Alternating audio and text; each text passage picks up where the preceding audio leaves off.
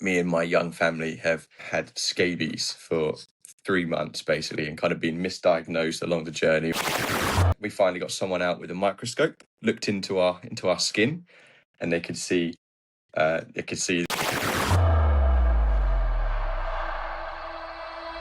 Sam and Kit Bowen Russell, who really took skincare into their own hands. Twin brothers from the UK who are taking the skincare industry by storm. Sam is a nuclear astrophysicist, and Kit is a geophysicist and author. A Notre Dame grad and his twin brother are looking to revolutionize skin health. The two launched a 2-year intensive research study. Two very smart guys who knew all about bad skin at a very early age. That woman at the end was our mum, and really she's the face which launched 1,000 questions for us.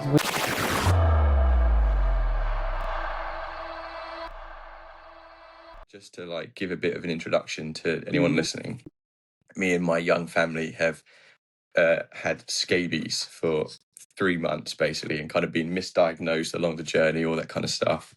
And then we finally got someone out with a microscope, looked into our skin, and they could see these mites basically that burrow under your skin and eat your skin cells, sorry. And it can, apparently, what's interesting is that, so this is my question to you guys, right?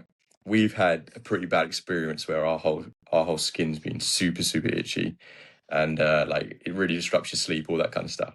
But apparently the doctors, the dermatologists are saying that some people actually don't experience that at all. So they can have these mites that live on them, and they don't have any of those kind of adverse effects. So my question to you guys is, because you've always taught me the what was it, the forest in North America, Yosemite Park, isn't it, right?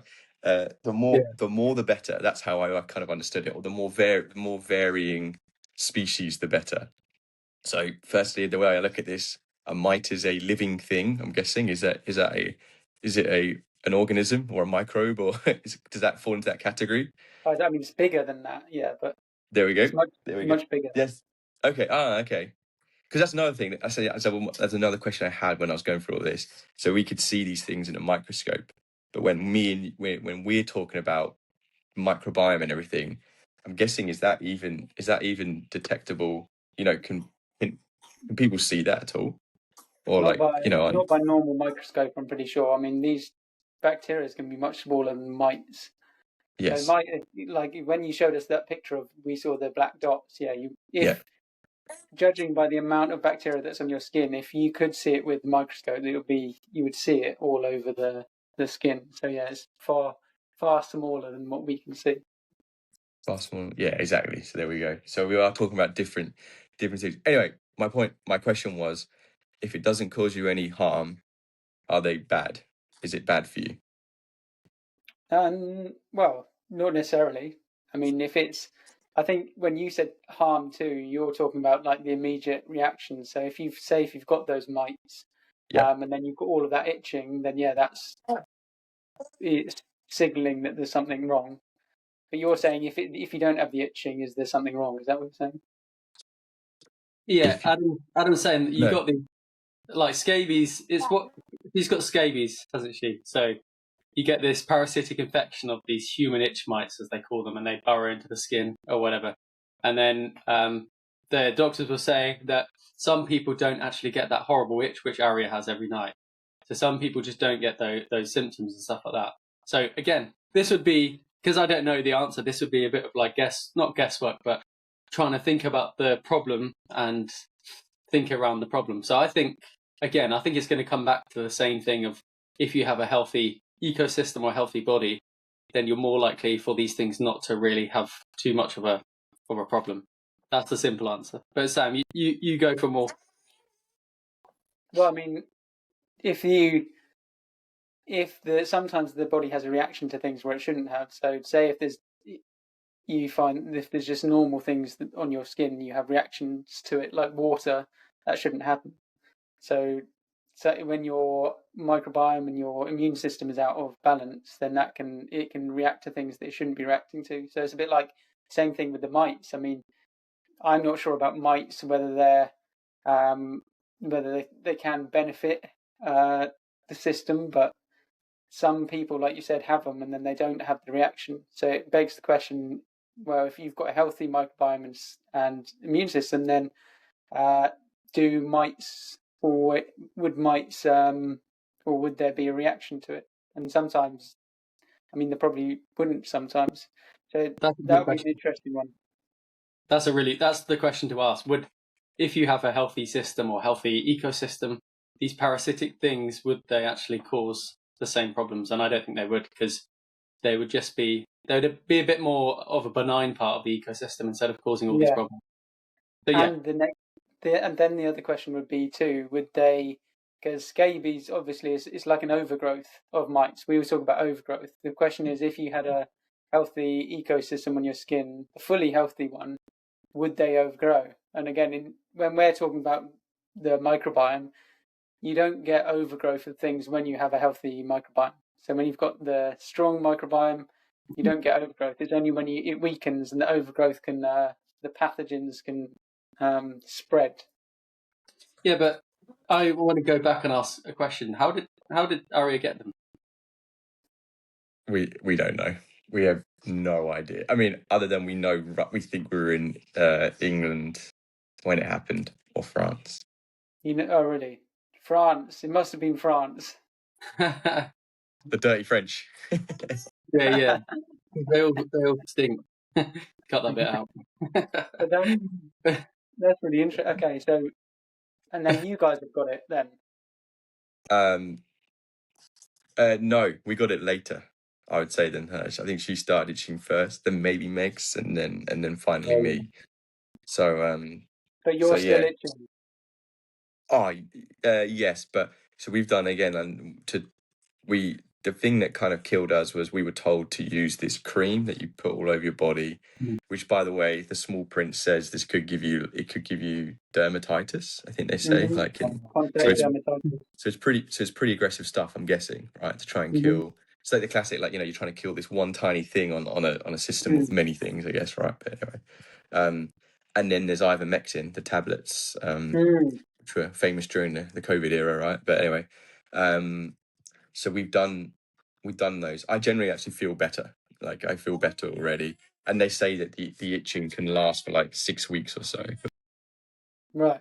Yeah. So I see. Okay. It's weird though, because there's a bit of a conundrum around scabies, because no one actually knows where the mites came from in the first place. They say that mites, they're not actually a healthy part of normal, like, human skin, but they are. You don't get them from anything else apart from other humans. So I was like, okay, so if you can't get them from anything else apart from other humans, how did humans get them in the first place? And so it's like the chicken or the egg question. Where do they come from? So I don't know how they would have been there in the first place. So that's when you talk about like an overgrowth. It's that, but it's slightly different, Sam. Yeah, they're not really seen as a normal part of us. Just one more thing as well to add into the mix, just to go on your overgrowth piece. They were like looking at Ari's hand, saying we normally see like 1 or 2 or so, like in a specific part of the body, and they were like, she's got loads, like, so they've overgrown, kind of thing. So that might tie into, that she's young, she's obviously not had some great, I wouldn't say she's had terrible skin conditions, but she's had some skin conditions already, like in an early age. So that might tie into your whole. Did you have skin conditions before she got this?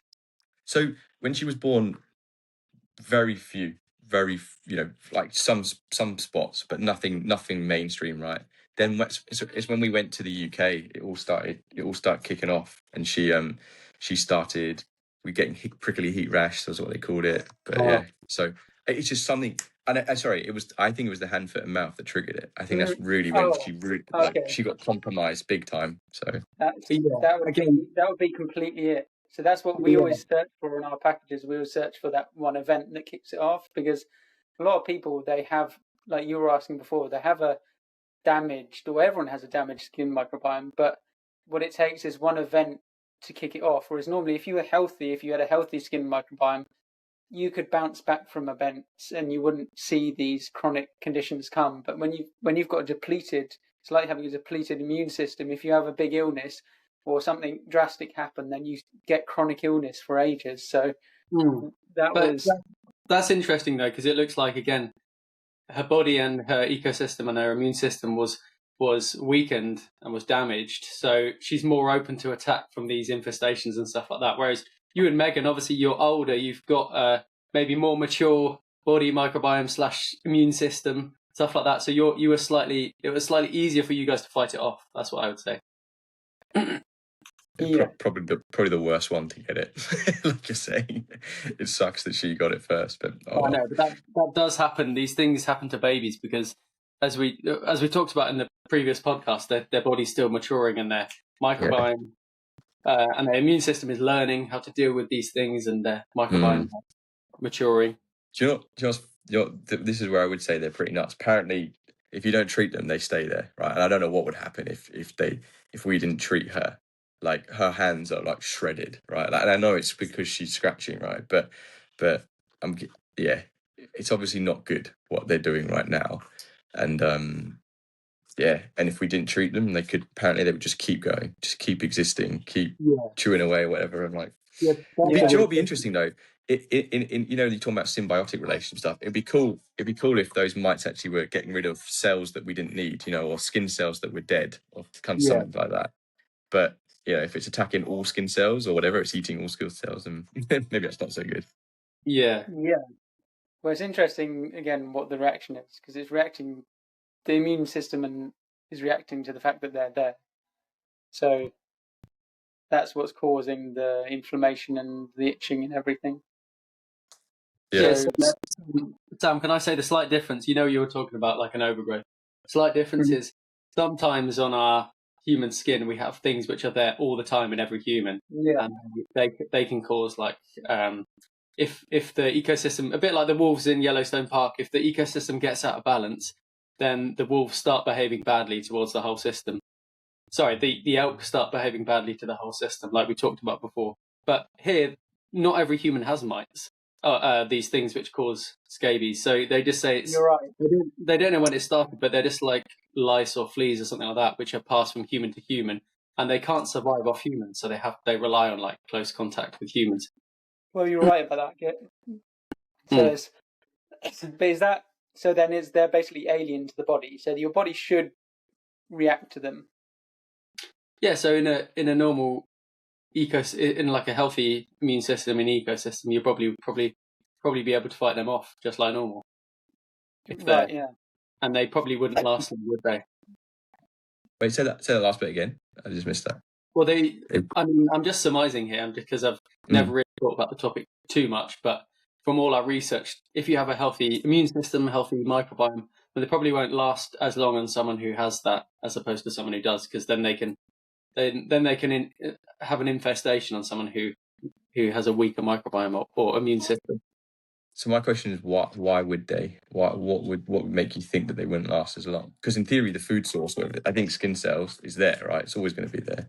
That's a good question. Yeah. And again, this is just from piecing together all of the research, but I would say also that normal conditions on human skin aren't set up to let them infest. Normal conditions are to have a balanced ecosystem. So you get all of these chemical processes to create biodiversity instead of letting one dominate. And what's happened on our area, these mites have like tried to dominate. So that would be I agree, when she first gets it, I guess, but like you're preventing it from happening in the first place, right? It's kind of what you're saying, if you had a healthier microbiome. But or making it less likely to be a really bad infestation. They some people. Sorry, go on. And you go. No, carry on.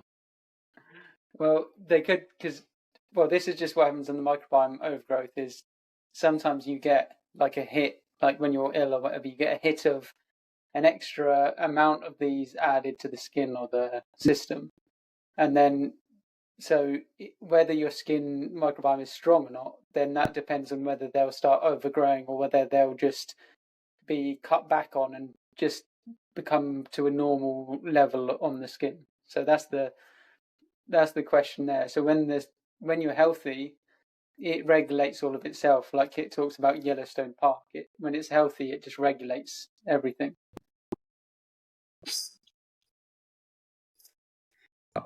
I I'd love to know what stops it from overgrowing, though, if that makes sense. That's the $1 million question. Like, what is it? I'm not saying you're wrong. I'm just saying I'd love to know why.